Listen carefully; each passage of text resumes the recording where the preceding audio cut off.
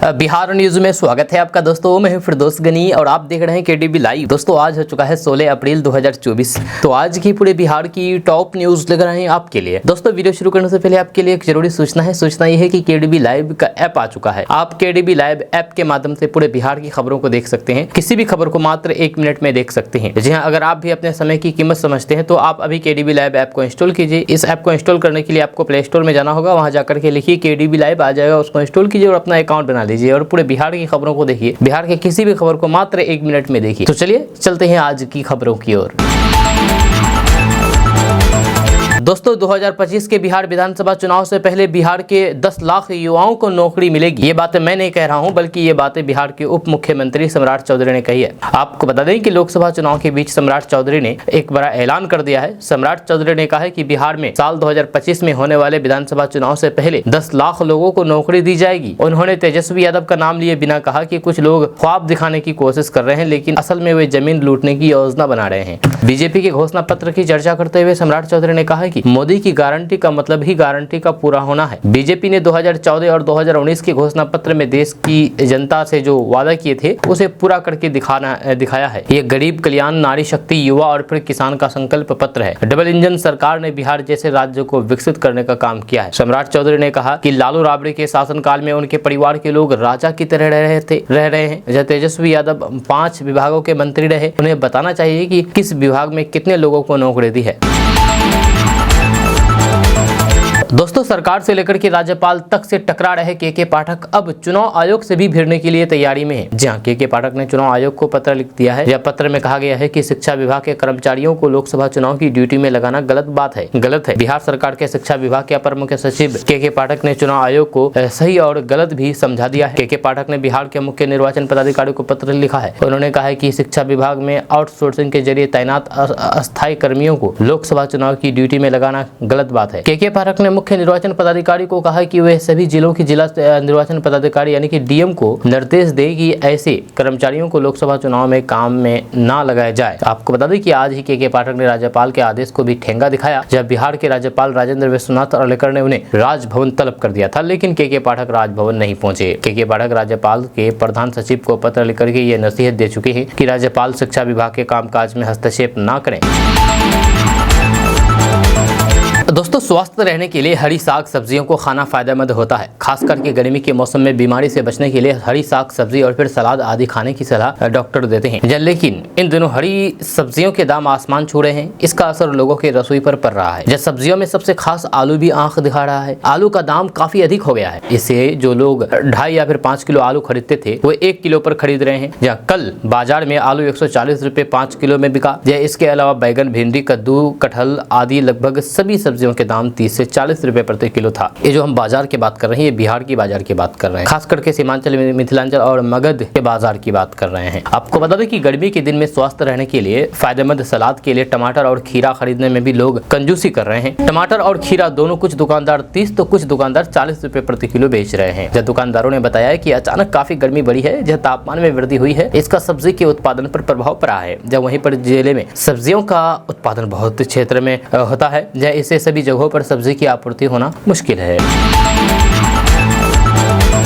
दोस्तों खेती किसानी के लिए सरकार किसानों को 75 प्रकार के कृषि यंत्र पर अनुदान दे रही है। जी हाँ, ये आपको पता है शायद, क्योंकि बहुत बार केडीबी लाइव के माध्यम से बताया गया है। अगर आप पुराने केडीबी लाइव व्यूअर्स हैं तो आपको पता होगा। ये बार बार इसलिए बताया जाता है क्योंकि बहुत सारे ऐसे किसान हैं जिनके पास पैसे नहीं होते हैं और बिना पैसा नहीं होने की वजह से वो अपना खेती नहीं कर पाते हैं। इस योजना के बारे में उनको पता नहीं होता है। जब उनको पता हो जाएगा तो वे खुद अपना से उपकरण खरीद करके खेती कर सकते हैं। आपको बता दूं कि इस उपयोग से परंपरागत खेती की तकनीक बदलेगी। अब कृषि यांत्रिकरण योजना में छोटे छोटे कृषि यंत्र प्राप्त कर सकते हैं। इसमें खुरपी, कुदाल, हसुआ सहित अन्य यंत्र अनुदान दर पर मिलेगा। आपको बता दें कि नए वित्तीय वर्ष के शुरुआती के दौर में ही कृषि विभाग की ओर से किसानों को अनुदान पर कृषि उपकरण मिलेगा। जिले में 346 पंचायतों के लिए 3,20,82,000 रुपए की स्वीकृति मिली है। जिला कृषि पदाधिकारी ने बताया है कि योजना का लाभ लेने के लिए विभागीय पोर्टल पर ऑनलाइन आवेदन करने की प्रक्रिया चल रही है। कोई भी निबंधित किसान यानी कि रजिस्टर्ड किसान इस यंत्रों की खरीद करके अनुदान पाने के लिए 5 मई तक आवेदन कर सकते हैं। दोस्तों, मुख्यमंत्री नीतीश कुमार ने कल एक चुनावी सभा को संबोधित करते हुए लालू राबड़ी पर जम करके हमला बोला है, जहां साथ ही साथ भाजपा के साथ साथ अपने पुराने रिश्तों को याद करते हुए उसे और मजबूत करने की बात कही है। जहां आपको बता दूं कि मुख्यमंत्री नीतीश कुमार ने कहा है कि प्रधानमंत्री नरेंद्र मोदी देश का विकास कर रहे हैं, मैं बिहार का विकास कर रहा हूं, अब हम इधर उधर नहीं जाएंगे, जब पुराने दोस्ती नहीं तोड़ेंगे, अब इन्हीं के साथ रहेंगे। उन्होंने आगे कहा कि चुनाव में बिहार की सभी 40 और देश में 400 से अधिक सीटें जीत करके फिर से नरेंद्र मोदी प्रधानमंत्री बनेंगे। बेटियों की शिक्षा पर बोलते हुए उन्होंने कहा कि लड़कियों को शिक्षा के प्रति आकर्षित करने के लिए पोशाक और साइकिल के बाद अब इंटर पास करने पर 25,000 तथा स्नातक पास करने पर 50,000 रुपए प्रोत्साहन राशि दे रहे हैं। मुख्यमंत्री नीतीश कुमार ने कहा कि लड़कियों के शिक्षित होने की वजह से बिहार में प्रजनन दर 4.3 से घट करके 2.9 पर आ गया है और इस साल से के सर्वे में इसके और नीचे आने की उम्मीद है। दोस्तों, बिहार में शिक्षा विभाग के प्रधान सचिव के आदेश को शिक्षा विभाग के अधिकारी ही ठेंगा दिखा रहे हैं। जब बिहार की राजधानी पटना में शिक्षा विभाग के एक प्रखंड शिक्षा पदाधिकारी यानी कि बीईओ का गजब कारनामा सामने आया है। आप इसके कारनामे को अगर देख लेंगे, सुन लेंगे तो आप भी हैरान रह जाएंगे। आपको बता दें कि बीईओ पर विद्यालय निरीक्षण के दौरान 6 माह बाद तक की उपस्थिति बनाने का आरोप लगा है। जी हाँ, अधिकारी पर एक विद्यालय के प्राचार्य को दी गए विद्यालय की प्राचार्य का भार सौंपने का भी आरोप लगा है। इसके साथ ही मानसिक रूप से विक्षिप्त अनुपस्थित रहे अध्यापक के भी वर्षों से वेतन लाभ ग्रहण करने का मामला सामने आया है। ये मामला राजधानी पटना के धनरुआ प्रखंड का बताया जा रहा है। इसे लेकर के लोक शिकायत प्रकोष्ठ में शिकायत करके शिक्षा विभाग के प्रखंड शिक्षा अधिकारी पर कार्रवाई करने की मांग की गई है। दोस्तों, तेजस्वी यादव अपना घोषणा पत्र जारी कर चुके हैं, जहां वो उसमें घोषणा पत्र में 1 करोड़ नौकरी देने का वादा किया। अब इसी को लेकर के प्रशांत किशोर ने कहा कि तेजस्वी यादव को गंभीर लेने की जरूरत नहीं है, जहां तेजस्वी यादव को गंभीरता से मत लिया जाए। उन्होंने एक रोजगार तो दिया नहीं है। तेजस्वी यादव ने सरकार में आते ही कहा था कि हम सरकार में आएंगे तो फिर पहली कैबिनेट में पहले सिग्नेचर से ही 10 लाख नौकरी दे देंगे। ये तेजस्वी की अज्ञानता को ही दिखाता है कि यदि आप 10 लाख नौकरी दे रहे हैं तो फिर पहले कैबिनेट में एक सिग्नेचर करके कैसे 10 लाख नौकरी दे देंगे। यह नौकरी देने के लिए एक प्रक्रिया है जिसके तहत नौकरी के लिए नियमावली है। वहीं पर तेजस्वी यादव ने चुनाव प्रचार के दौरान पूरे बिहार में घूम करके लोगों से कहा था कि पहले ही कैबिनेट में पहला ही सिग्नेचर करेंगे और 10 लाख लोगों को नौकरियां मिल जाएंगी। साथ ही प्रशांत किशोर ने कहा कि अगर आप मुख्यमंत्री के लड़के होते हुए भी 10वीं पास नहीं कर पाए तो आपको कलम चलाना कितना आता होगा, इस बात से ही अंदाजा लगाया जा सकता है। तेजस्वी यादव अभी शायद सिग्नेचर करना ही सीख रहे हैं, जैसे ही सीख जाएंगे तो फिर 10 लाख लड़कों को नौकरियां मिल जाएगी। ये कहना है प्रशांत किशोर का।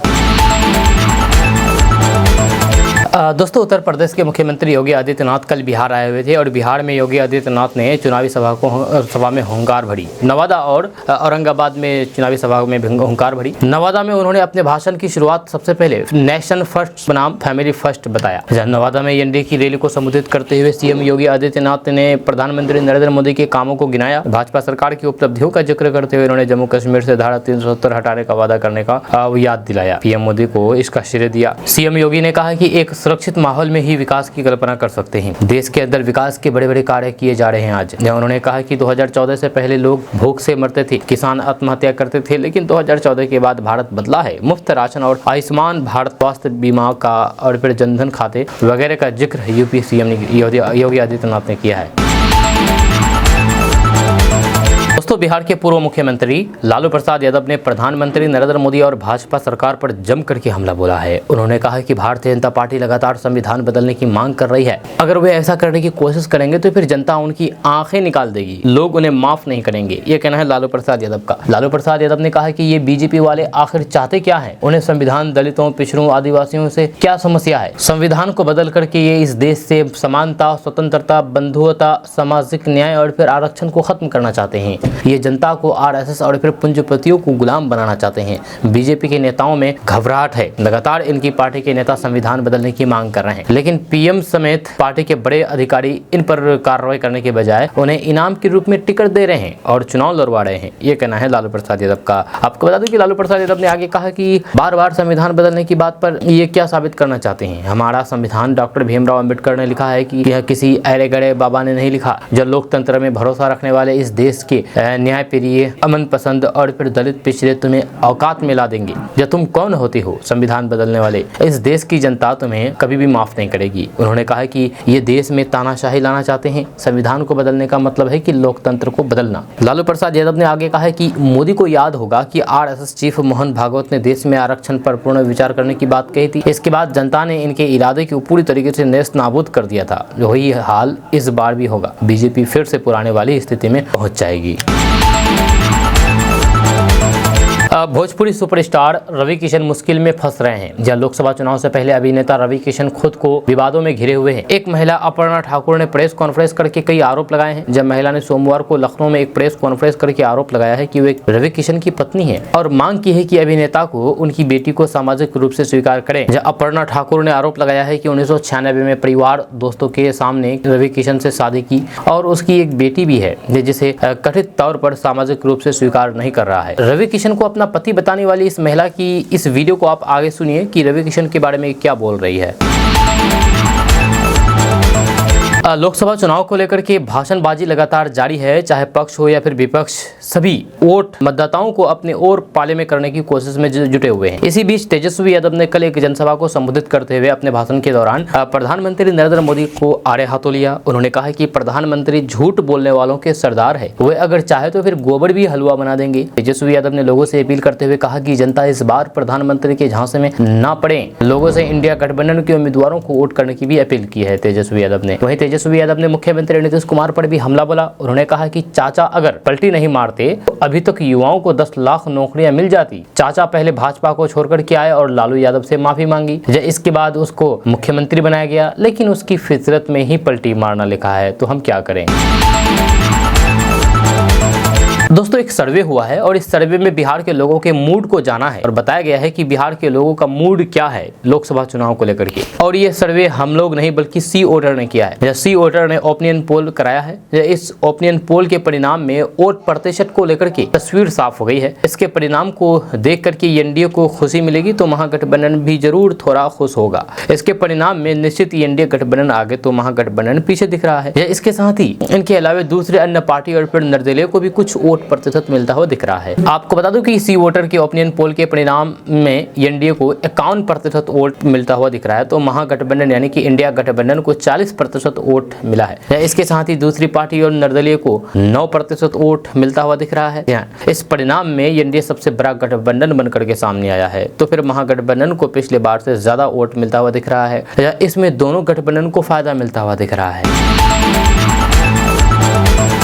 दोस्तों, राजनाथ सिंह कुछ दिन पहले बिहार आए हुए थे। बिहार के जमुई में राजनाथ सिंह ने एक जनसभा को संबोधित किया और कहा था कि मछली, सुअर, घोड़ा या फिर हाथी जो खाना है खाओ, लेकिन इसको दिखाओ मत। दिखाते क्यों हो? दिखावा करके उन लोगों की संवेदनाओं को क्यों आहत किया? अब राजनाथ सिंह के इस बयान पर तेजस्वी यादव ने पलटवार किया है। तेजस्वी यादव ने कहा है कि वे खुद मजबूरी में ऐसा बोल रहे हैं। तेजस्वी यादव ने कहा है कि राजनाथ जी का हम सम्मान करते हैं, वे अभिभावक है, लेकिन वे हमारे खिलाफ नहीं बोलेंगे तो फिर मोदी जी भी खुश कैसे होंगे। लिहाजा मोदी जी तो खुश करने के लिए ये ऐसा बोल रहे हैं कि ताकि उनकी प्रासंगिकता बनी रहे, इसीलिए वो ये सब बातें बोल रहे हैं। लेकिन राजनाथ सिंह जी जब बिहार आए तो फिर मुद्दे की बात नहीं की। इसके अलावा तेजस्वी यादव ने कहा कि राजनाथ सिंह देश के रक्षा मंत्री हैं। अग्निवीर योजना से पूरे देश का नौजवान आहत है, लेकिन इस पर कोई कुछ नहीं बोलते। इसीलिए अगर राजनाथ सिंह कुछ बोल करके गए हैं तो फिर हम उस पर अधिक ध्यान नहीं देंगे और अधिक बोलेंगे नहीं। वो आए, उनका स्वागत है और उन्हें अच्छे तरीके से अपना पार्टी के लिए प्रचार किया है।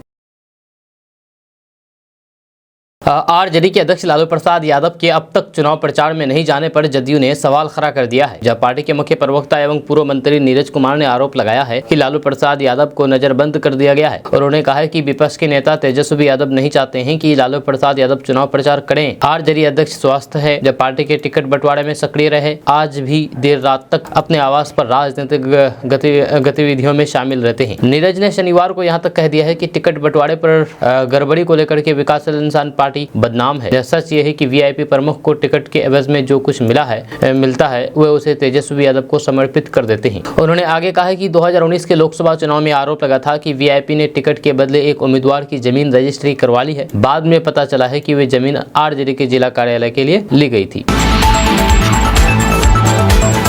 खबर पटना से सामने आई है। कल अखिल भारतीय विद्यार्थी परिषद यानी कि ABVP पटना महानगर के सैकड़ों कार्यकर्ताओं द्वारा शिक्षा विभाग के अपर मुख्य सचिव के पाठक के आवास का घेराव किया गया। यह मांग थी बिहार के सभी विश्वविद्यालयों के खातों के संचालन पर लगे रोक को तुरंत हटाया जाए, जैसे सभी शिक्षक एवं कर्मचारियों के बकाया वेतन और पेंशन को तुरंत जारी किया जाए और विश्वविद्यालय के स्वायत्तता पर हनन मामले का उपचार किया जाए। जब परिषद द्वारा इस आवास का घेराव के दौरान परिषद के कार्यकर्ताओं और फिर पुलिस प्रशासन में जोरदार झड़प हो गई, जिसमें कई कार्यकर्ताओं को चोट भी आई है। यह इस मामले में कार्रवाई करते हुए पुलिस कई कार्यकर्ताओं को गिरफ्तार करके शास्त्री नगर थाने ले गई।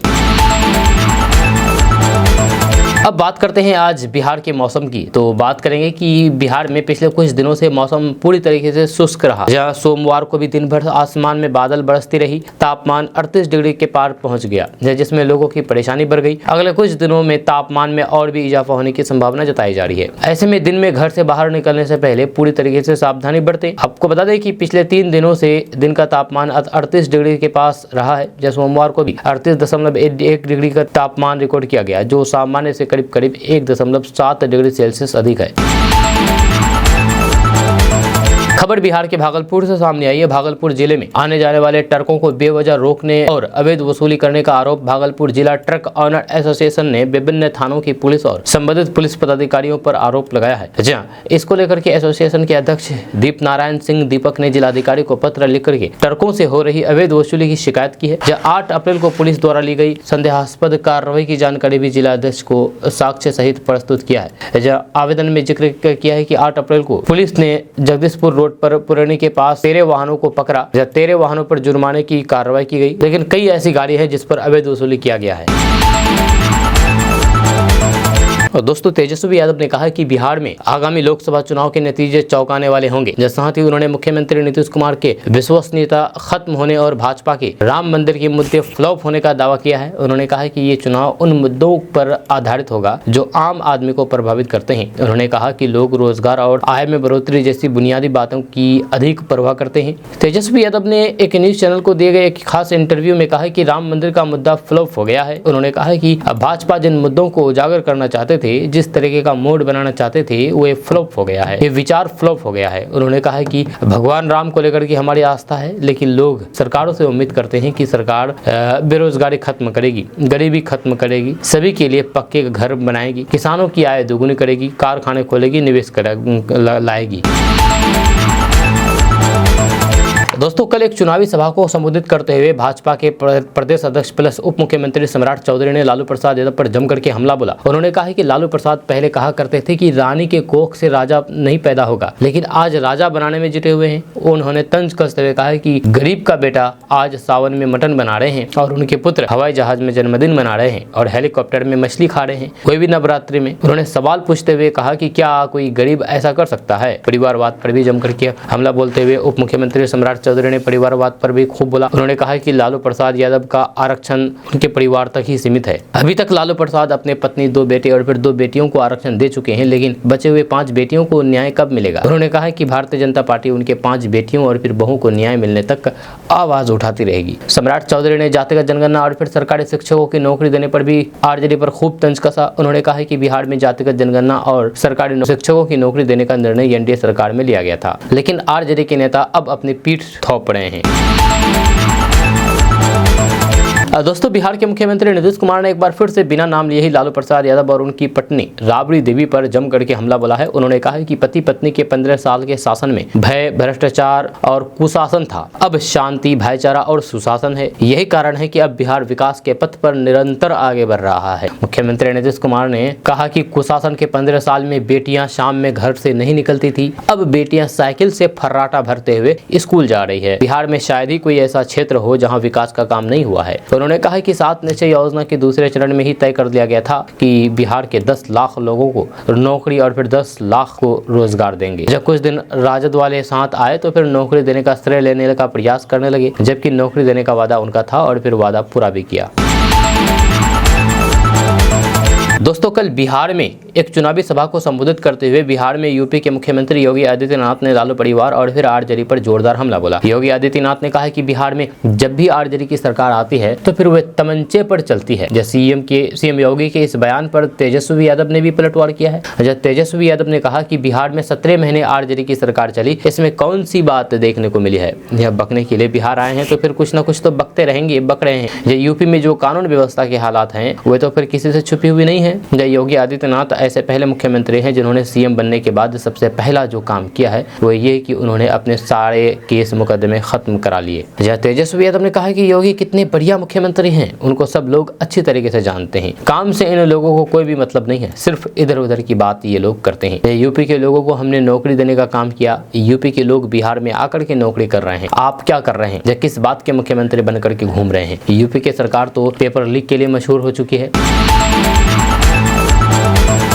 एक बड़ी खबर बिहार के राजधानी पटना से सामने आई है। राजधानी पटना के पारस हॉस्पिटल पर सीजीएचएस ने बड़ी कार्रवाई की है। इलाज में लापरवाही की वजह से ये एक्शन लिया गया है। आपको बता दें कि केंद्रीय स्वास्थ्य मंत्रालय ने सीजीएचएस के पैनल से पारस हॉस्पिटल को 6 महीने के लिए निलंबित कर दिया है। अब अगले 6 महीने तक केंद्र सरकार की योजनाओं के तहत पारस में मरीजों का इलाज नहीं होगा। केंद्र सरकार स्वास्थ्य योजना यानी कि सीजीएचएस के अपर निदेशक कार्यालय से इसे लेकर के आदेश जारी कर दिया है। आपको बता दें कि सीजीएचएस के अंतर्गत पेंशन कर्मी, उनके परिवार के सदस्यों और फिर केंद्रीय कर्मचारी आते हैं। सीजीएचएस पटना के अपर निदेशक ठाकुर अभय कुमार सिंह ने भी इस बात की पुष्टि की है। उन्होंने कहा है कि पटना के पारस हॉस्पिटल में अगले 6 महीने तक इलाज नहीं होगा। वहीं पर यह आदेश दिया गया है कि इस योजना के तहत पारस में इलाज के लिए एडमिट सभी मरीजों को 1 सप्ताह के अंदर डिस्चार्ज कर दिया जाए। यह वहीं पर 7 दिन चले इलाज के बाद रिपोर्ट प्रस्तुत किया जाए ताकि उसकी जाँच हो सके। आपको बता दें कि पारस हॉस्पिटल पटना का एक निजी अस्पताल है जो पटना में बेली रोड पर स्थित है, जहां पर मुख्यमंत्री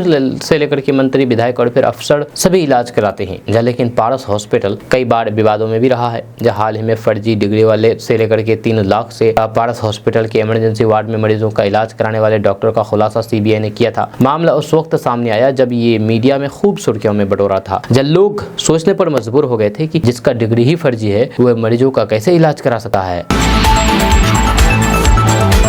दोस्तों, सीवान से आरजेडी ने पूर्व विधायक अवध बिहारी चौधरी को प्रत्याशी बनाया है। जहां आरजेडी ने 9 अप्रैल को लोकसभा चुनाव के लिए 22 कैंडिडेट की लिस्ट जारी की थी, लेकिन सीवान को होल्ड पर रखा गया था, जिसके बाद यहां से हिना साहब को पार्टी की ओर से उम्मीदवार बनाए जाने की चर्चा थी। हालांकि चर्चाओं पर विराम लगाते हुए आरजेडी सुप्रीमो लालू प्रसाद यादव ने पार्टी के पुराने नेता अवध बिहारी चौधरी को यहाँ से सिंबल दे दिया है। अब सीवान से कन्फर्म हो गया है कि अवध बिहारी चौधरी ही महागठबंधन यानी कि इंडिया गठबंधन की तरफ से उम्मीदवार होंगे। अब इसको लेकर सस्पेंस दूर हो गया है और बहुत सारे लोग कमेंट कर रहे थे कि और सवाल कर रहे थे कि बताइए कि सीवान से इंडिया गठबंधन की तरफ से कौन उम्मीदवार होंगे। लेकिन अब इन सभी सवालों का जवाब मिल गया है, क्योंकि अवध बिहारी चौधरी यहां से चुनाव लड़ रहे हैं इंडिया गठबंधन की तरफ से। आपका इसके बारे में क्या कहना है, नीचे कमेंट बॉक्स में कमेंट करके जरूर बताइएगा।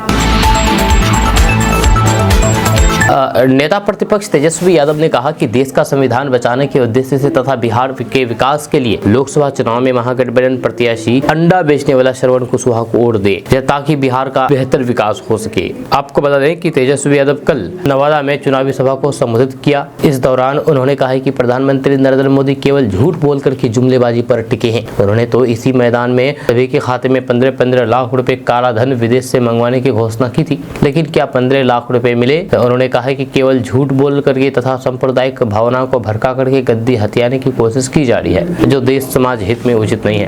उन्होंने मुख्यमंत्री नीतीश कुमार पर कटाक्ष करते हुए कहा कि 56 इंच का सीना रखने वाले प्रधानमंत्री नरेंद्र मोदी अपने विकास की गारंटी दे रहे हैं, लेकिन ये वे मेरे पलटू चाचा की गारंटी नहीं दे सकते कि वे रखें या रख पाएंगे या नहीं। जो नेता इतना कमजोर हो कि इसकी गारंटी पर क्या भरोसा हो सकता है। उन्होंने कहा कि नीतीश कुमार की सरकार में 17 महीने में हम साथ मिलकर के 5 लाख लोगों को नौकरी दी। अब अगर हम साथ में रहते, आगे साथ में रहते तो 10 लाख लोगों को निश्चित तौर पर नौकरी देते।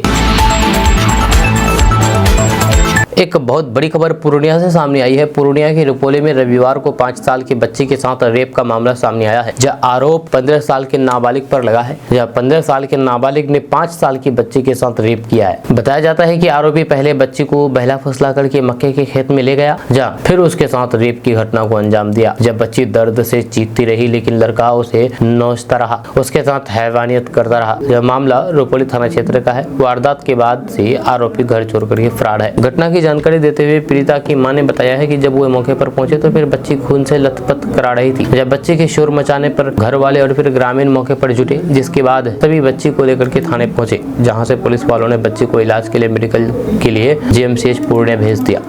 बच्ची की मां ने बताया है कि बेटी घर के पास खेल रही थी, तभी पड़ोस में ही रहने वाला नाबालिग लड़का बच्ची को खेलने के बहाने मक्के के खेत में ले गया और फिर वहां ले जाकर के बच्ची के साथ दुष्कर्म की घटना को अंजाम दिया और उसके बाद वहां से भाग गया।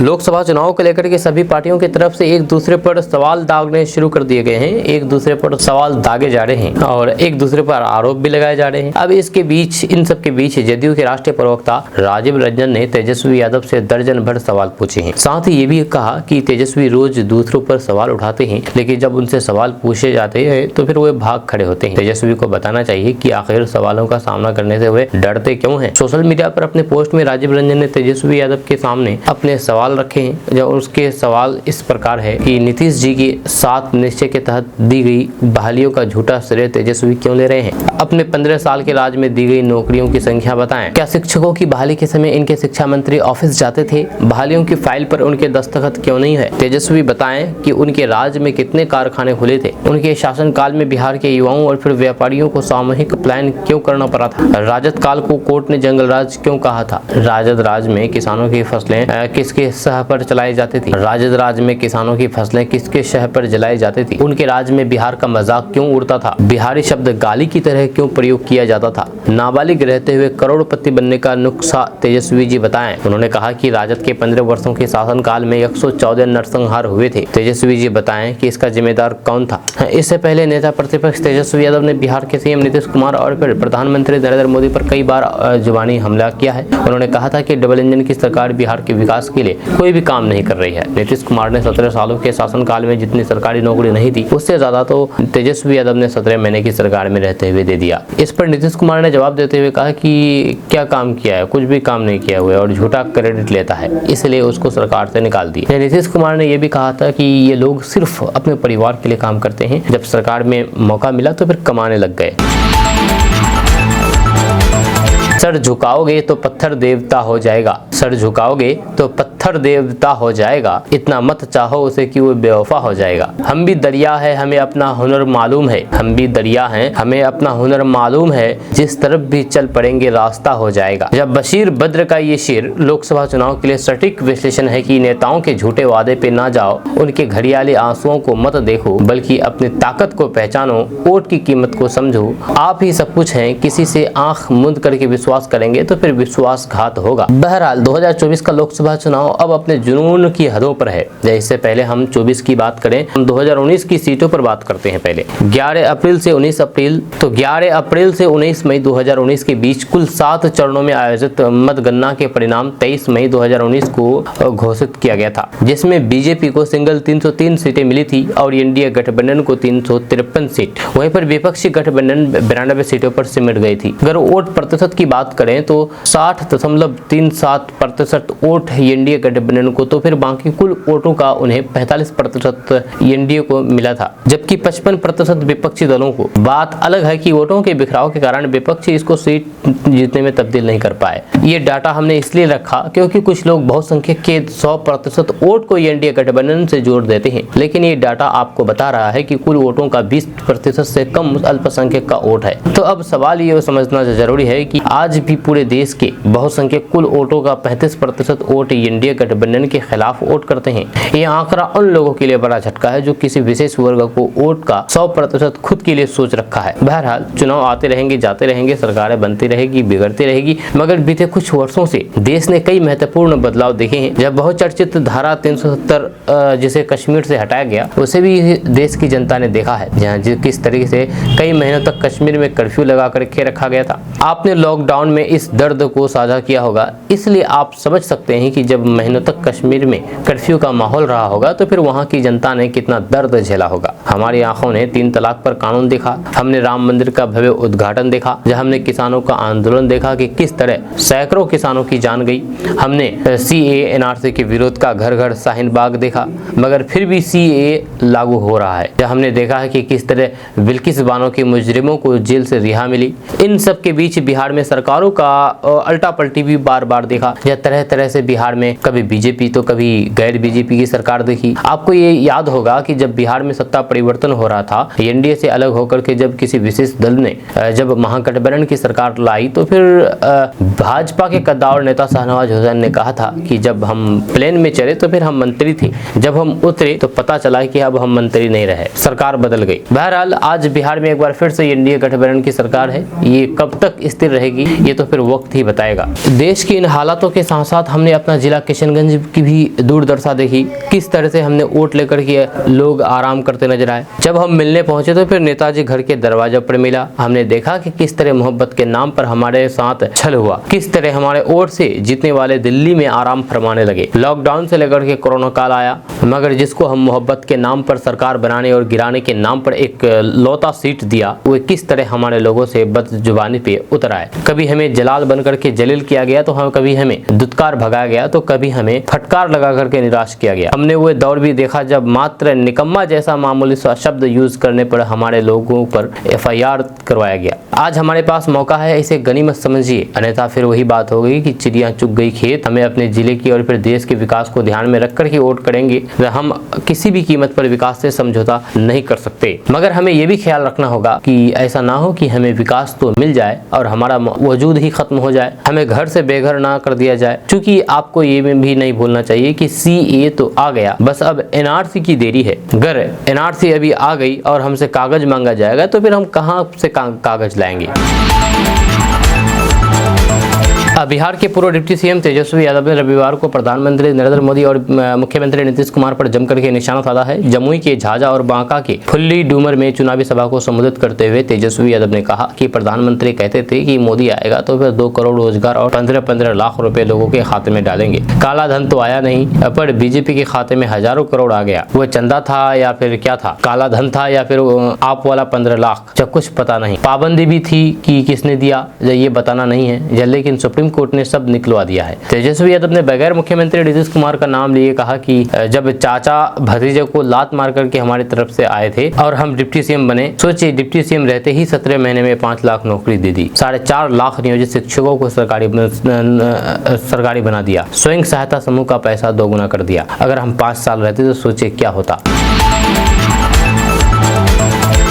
कन्हैया कुमार, इसको तो आप जानते हैं। कन्हैया कुमार इस बार दिल्ली से लोकसभा चुनाव लड़ रहे हैं। जब कांग्रेस ने लोकसभा उम्मीदवारों की नई लिस्ट जारी की है। कांग्रेस ने अपनी इस लिस्ट में दिल्ली से 3 लोकसभा उम्मीदवार का नाम घोषित किया है। जब पार्टी ने नॉर्थ ईस्ट दिल्ली सीट से कन्हैया कुमार को उम्मीदवार बनाया है, वो बीजेपी के मनोज तिवारी के खिलाफ चुनाव लड़ेंगे। जब दिल्ली में कांग्रेस और फिर आम आदमी पार्टी इंडिया गठबंधन के तहत चुनाव लड़ रही है। 7 लोकसभा सीटों में से 3 सीट पर कांग्रेस और फिर 4 पर आम आदमी पार्टी चुनाव लड़ रही है। कन्हैया कुमार इस बार अपना दूसरा लोकसभा चुनाव लड़ेंगे। उन्होंने साल 2019 के लोकसभा चुनाव में बिहार के बेगूसराय से सीपीआई के टिकट पर चुनाव लड़ा था। तब बीजेपी नेता गिरिराज सिंह ने उन्हें हरा दिया था। कांग्रेस ने कन्हैया कुमार के अलावा चांदनी चौक से जेपी अग्रवाल को टिकट दिया है। उदित राज को उत्तर पश्चिम दिल्ली से उम्मीदवार घोषित किया है, जहां वो बीजेपी के योगेंद्र चंदोलिया के खिलाफ चुनाव लड़ेंगे। उदित राज पहले भी 2014 में इस सीट से सांसद रह चुके हैं, लेकिन तब वो बीजेपी में थे। 2019 में बीजेपी ने उनका टिकट काट करके हंसराज हंस को मौका दिया था, जिसके बाद उदित राज कांग्रेस में शामिल हो गए। दोस्तों, सिविल सेवा परीक्षा पास करना हर किसी की बस की बात नहीं होती है, मगर मेहनत और लगन के दम पर कई लोगों ने इस नामुमकिन चीज को भी मुमकिन कर दिखाया है। इसी फहरिस्त में एक नाम 2020 के आईएएस ऑफिसर अनिल बसाक का भी शामिल है। 2 अगस्त 1995 को बिहार के किशनगंज में जन्मे अनिल बसाक ने 12वीं की शिक्षा अपने गृह राज्य से ही प्राप्त की। अनिल का परिवार गरीबी रेखा से नीचे था, जहाँ उसके पिता राजस्थान के चूरू में हाउस हेल्पर की नौकरी करते थे। जब कुछ समय बाद उन्होंने गलियों में घूम घूम करके कपड़े बेचना शुरू कर दिया। पिता को फेरी लगा करके कपड़े बेचते हुए देख करके अनिल ने जिंदगी में कुछ बड़ा करने की ठान ली और अपनी मेहनत के दम पर उन्होंने देश की 2 सबसे मुश्किल परीक्षाएं पास कर ली है। आपको बता दें कि 12वीं की परीक्षा देने के बाद अनिल ने आईआईटी का एग्जाम दिया। जब अनिल हमेशा से पढ़ाई में अव्वल थे, लिहाजा आईआईटी में उन्हें अच्छी रैंक मिली है और अनिल का दाखिला आईआईटी दिल्ली में हो गया। अनिल ने यहाँ से सिविल इंजीनियरिंग की पढ़ाई पूरी की, मगर इसी दौरान अनिल का रुझान सिविल सेवा परीक्षा की तरफ हुआ और उन्होंने उन्होंने यूपीएससी देने का मन बना लिया। आईआईटी करने के बाद अनिल बसाक ने यूपीएससी की परीक्षा देने की ठानी और उन्होंने 2 साल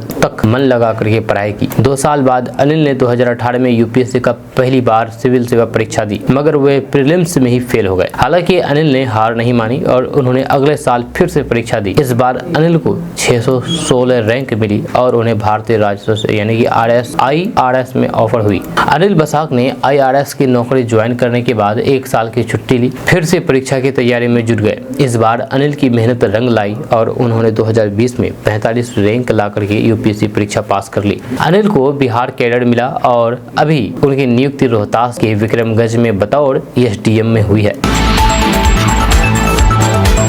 अगर आप भी स्वास्थ्य विभाग में नौकरी करना चाहते हैं तो आपके लिए बड़ी खबर है, क्योंकि बिहार स्वास्थ्य विभाग में 825 पदों पर भर्ती निकली है। इसके लिए स्वास्थ्य विभाग के द्वारा नोटिफिकेशन भी जारी कर दिया गया है। अगर आप यहां नौकरी करना चाहते हैं तो आप नोटिफिकेशन को अच्छी तरीके से पढ़ लें और फिर आवेदन करें।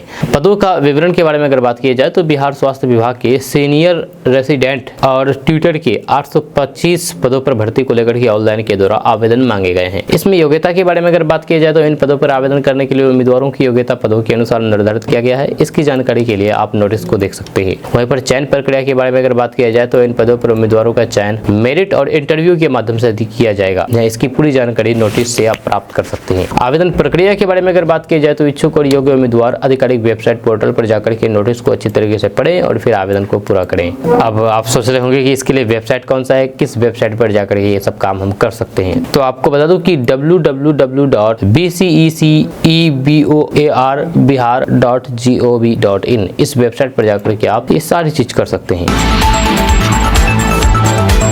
दोस्तों, लोकसभा चुनाव के पहले चरण के मतदान के लिए बस कुछ ही दिन बाकी रह गए हैं। ऐसे में पक्ष और फिर विपक्ष एक दूसरे पर लगातार हमलावर है और राजनीति भी जोरों पर है। जब बिहार के पूर्व मुख्यमंत्री और आरजेडी नेता तेजस्वी यादव ने एक बार फिर से बीजेपी पर जोरदार हमला बोला है। उन्होंने कहा है कि ईडी, सीबीआई और फिर आईटी ना होता तो फिर इनको 100 सीट भी नहीं आएगी। तेजस्वी यादव ने कहा है कि ईडी, सीबीआई, आईटी, धन और बल अगर लेवल प्लेइंग फील्ड हो तो फिर इसकी 100 सीट भी नहीं आएगी। वहीं पर यूपी के सीएम योगी आदित्यनाथ के 15 अप्रैल को बिहार आने के सवाल पर उन्होंने कहा कि आने दीजिए जिसको आना है, आइए। अभी तो वो भी आएंगे जिसको आप पहचानते भी नहीं होंगे। आपको बता दूं कि बीजेपी इस बार लोकसभा चुनाव में 400 पार का नारा दिया है। एनडीए गठबंधन के तमाम घटक दल भी इसका दावा कर रहे हैं और जोर शोर से अपने विकास के कामों को गिना रहे हैं।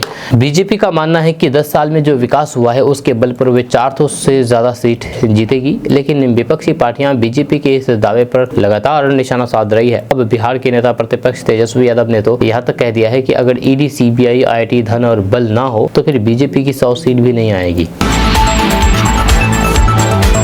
बिहार कांग्रेस ने इस बार के लोकसभा चुनाव के लिए जारी भारतीय जनता पार्टी यानी कि बीजेपी के घोषणा पत्र को जुमला पत्र करार दिया है। कांग्रेस के विधान पार्षद और फिर पार्टी के वरिष्ठ नेता प्रेमचंद्र मिश्रा ने रविवार को कहा कि भाजपा के घोषणा पत्र को जुमला पत्र के रूप में बेहतर तरीके से वर्णित किया जा सकता है, क्योंकि इसमें ना तो स्पष्ट रोड मैप है और न ही ठोस वादे किए गए हैं। प्रेमचंद्र मिश्रा ने कहा है कि इस घोषणा पत्र में युवाओं के लिए रोजगार के अवसर कैसे सृजित किए जाए जिक्र नहीं किया गया है। जहां मिश्रा ने कहा कि भाजपा ने साल 2014 के घोषणा पत्र में युवाओं के लिए हर साल 2 करोड़ नौकरी देने का वादा किया था, लेकिन इस बार इस संबंध में कुछ भी नहीं कहा है। उन्होंने कहा कि देश में महंगाई बहुत बढ़ गई है, लेकिन इसे कैसे नियंत्रण किया जाएगा इस घोषणा पत्र में नहीं बताया गया है। तीसरी बार प्रधानमंत्री नहीं बनने वाले मोदी। कांग्रेस नेता राहुल गांधी ने युवाओं, महिलाओं और गरीबों के कल्याण के लिए दिशा निर्धारित की है और भाजपा ने अपने घोषणा पत्र में इसकी नकल करने की कोशिश की है। उन्होंने कहा कि ये निश्चित है कि लोग फिर से भाजपा के जाल में नहीं फंसेंगे और नरेंद्र मोदी तीसरी बार प्रधानमंत्री नहीं बनने वाले हैं।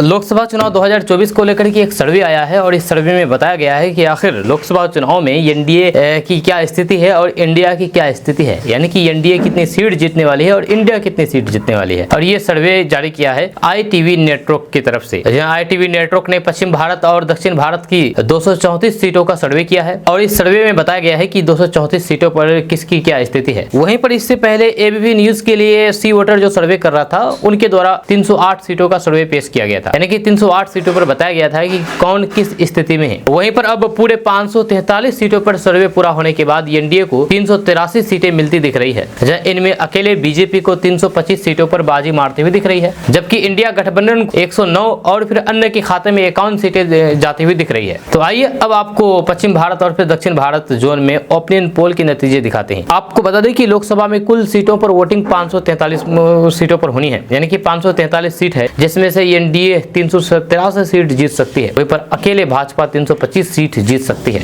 इंडिया गठबंधन की बात करें तो इंडिया गठबंधन 109 सीटों पर जीत हासिल कर सकती है, वहीं पर अन्य 51 सीट जीत सकती है। जी हाँ, पश्चिम भारत में लोकसभा चुनाव के हाल के बारे में अगर बात किया जाए तो वहां पर राजस्थान में भाजपा 23, कांग्रेस 0, अन्य 2 सीटों पर जीत हासिल कर सकती है। वहीं पर गुजरात के बारे में अगर बात की जाए तो गुजरात में भाजपा 26 और कांग्रेस 0-0, यानी कि कांग्रेस एक भी नहीं। वहीं पर महाराष्ट्र के बारे में अगर बात किया जाए तो महाराष्ट्र में भाजपा 16, शिवसेना शिंदे गुट 7, शिवसेना उद्धव गुट 9, कांग्रेस 8, एनसीपी अजित पवार 1 और एनसीपी शरद गुट 5 सीट जीत सकती है, अन्य 2 सीट जीत सकती है। वहीं पर गोवा के बारे में अगर बात की जाए तो भाजपा 2 और कांग्रेस 0। वहीं पर दमन और दादर के बारे में अगर बात की जाए तो दमन और दादर में भाजपा 2, कांग्रेस 0। वहीं पर आंध्र प्रदेश में अगर बात की जाए तो आंध्र प्रदेश में भाजपा 2, वाईएसआरसीपी 7, डीटीपी 14 और जेएसपी 2 सीटों पर जीत हासिल कर सकती है। वहीं पर तेलंगाना के बारे में अगर बात की जाए तो तेलंगाना में कांग्रेस 8, भाजपा 5, बीआरएस 3 और एआईएमआईएम 1 सीट पर जीत हासिल कर सकती है। वहीं पर तमिलनाडु के बारे में अगर बात की जाए तो तमिलनाडु में भाजपा 4, डीएमके 22, कांग्रेस 6 और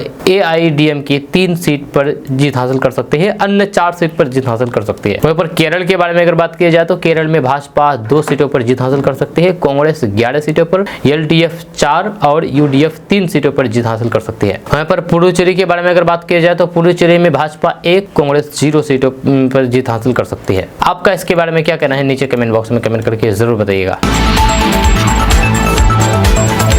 दोस्तों, बिहार के चर्चित यूट्यूबर मनीष कश्यप अब चुनावी मैदान में उतर गए हैं। उन्होंने पश्चिमी चंपारण सीट से लोकसभा चुनाव लड़ने का मन बनाया है और इसको लेकर के वे जनसंपर्क अभियान भी शुरू कर दिया है। मनीष कश्यप लगातार लोगों के बीच जा रहे हैं। क्षेत्र में प्रचार करने के दौरान लोगों को संबोधित करते हुए मनीष कश्यप ने कहा कि बिहार के मजदूरों के लिए 9 महीने जेल में रहा। उन्होंने कहा कि 45 डिग्री तापमान में उन्हें रखा गया, कमरे में पंखा भी नहीं था। मनीष कश्यप ने बताया है कि उन्हें पता है कि इनके पीछे बहुत सारे नेता और फिर अधिकारी पड़े हैं, अभी जेल से निकल कर के आए हैं और चुनाव लड़ रहे हैं। उन्होंने कहा कि उन्हें कब फिर से जेल में डाल दिया जाएगा इस बात की कोई गारंटी नहीं। मनीष कश्यप ने कहा है कि कुछ भी हो जाए वे लड़ेंगे। हालांकि मनीष कश्यप ने खुल करके ये नहीं बताया है कि उनके पीछे कौन नेता या फिर अधिकारी पड़े हैं। वहीं पर आपको बता दूं कि मनीष कश्यप इससे पहले ये जानकारी दी थी कि वे किसके दम पर चुनाव लड़ रहे हैं। एक जनसभा को संबोधित करते हुए मनीष कश्यप ने कहा कि मैं किसी भी पार्टी के दम पर चुनाव नहीं लड़ रहा हूँ, मैं जनता के दम पर चुनाव लड़ रहा हूँ। उन्होंने कहा कि हम मोदी के दम पर चुनाव लड़े तो फिर उनके दम पर बैठ जाएंगे, वहीं पर नीतीश के दम पर चुनाव लड़े तो उनके दम पर बैठ जाएंगे, लेकिन आप लोगों के दम पर जीते हैं तो फिर आप लोगों के साथ बैठूंगा।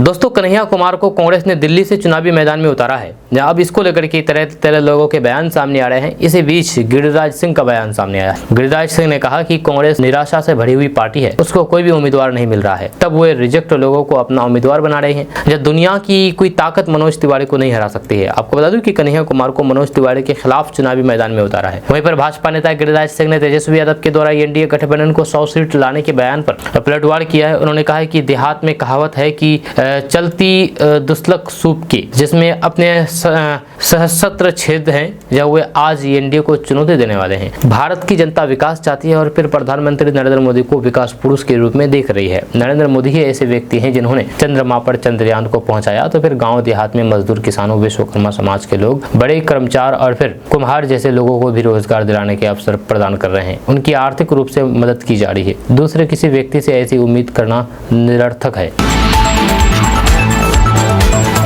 दोस्तों, लालू प्रसाद यादव की बेटी रोहिणी आचार्य इन दिनों काफी एक्टिव है और दिन भर मीडिया के सुर्खियों में बनी हुई रहती है। इसी बीच मीडिया से बात करते हुए रोहिणी आचार्य ने कहा कि लालू जी के नाम से भाजपा डर रही है। जब वो बाहर चुनाव प्रचार के लिए निकलेंगे तो फिर क्या होगा, इसका अंदाजा लगा सकते हैं। रोहिणी आचार्य ने कहा कि भाजपा को बोलने के लिए केवल मौका चाहिए। अभी पापा की तबीयत खराब है। जब रोहिणी आचार्य ने आगे कहा कि पहले बेटा बेटी और फिर बिहार की जनता से लड़े, फिर मेरे पिता से फरिया लीजिएगा। रोहिणी आचार्य ने आगे कहा कि जनता बदलाव के मूड में हैं। जनता इस बार बदलाव चाहती है। भाजपा ने लोगों को खूब ठगा है। उन्होंने कहा है कि लोग महंगाई और बेरोजगारी को लेकर के परेशान हो चुके हैं। आपको बता दें कि रोहिणी आचार्य सारण लोकसभा क्षेत्र में लगातार प्रचार कर रही है। दोस्तों, काराकाट से भोजपुरी अभिनेता पवन सिंह चुनावी मैदान में उतरेंगे। इसको लेकर के वह ऐलान भी कर चुका है। और काराकाट से एनडीए की तरफ से उपेंद्र कुशवाहा चुनावी मैदान में है। अब इसी को लेकर के एक न्यूज चैनल ने उपेंद्र कुशवाहा से पूछा गया, एक न्यूज चैनल के द्वारा, कि उन्हें पवन सिंह कितना टक्कर दे रहे हैं। इसके जवाब में उपेंद्र कुशवाहा ने कहा कि भोजपुरी स्टार लड़े या फिर कोई मैदान में आ जाए, इससे कोई फर्क नहीं पड़ता है, क्योंकि जिसे प्रधानमंत्री नरेंद्र मोदी का आशीर्वाद प्राप्त हो चुका है, मिल चुका है, उसे दुनिया की कोई ताकत नहीं हरा सकता है। प्रधानमंत्री नरेंद्र मोदी जी का हाथ मेरे सर पर है और काराकाट की जनता के आशीर्वाद से भारी मतों से एनडीए उम्मीदवार की जीत होगी। उन्होंने कहा है कि काराकाट में सिर्फ मोदी फैक्टर चलेगा। दरअसल बीजेपी ने भोजपुरी स्टार गायक और फिर अभिनेता पवन सिंह को पश्चिम बंगाल के आसनसोल से चुनाव लड़ने का ऑफर बीजेपी ने दिया था, जब पवन सिंह ने खुद इसकी जानकारी सोशल मीडिया पर दी थी। लेकिन बाद में पवन सिंह ने मुकर गया और पवन सिंह कह दिया कि हम इस चुनाव में नहीं लड़ेंगे। और अंत में पवन सिंह खुद निर्दलीय के तौर पर काराकाट लोकसभा सीट से चुनाव लड़ने के लिए तैयार हो गए हैं और इसका ऐलान भी कर दिया है। आपको बता दूं कि काराकाट में उपेंद्र कुशवाहा चुनावी मैदान में। अब कहा जाता है कि काराकाट से उपेंद्र कुशवाहा को भारी नुकसान उठाना पड़ सकता है अगर पवन सिंह यहां से चुनाव लड़ते हैं तो।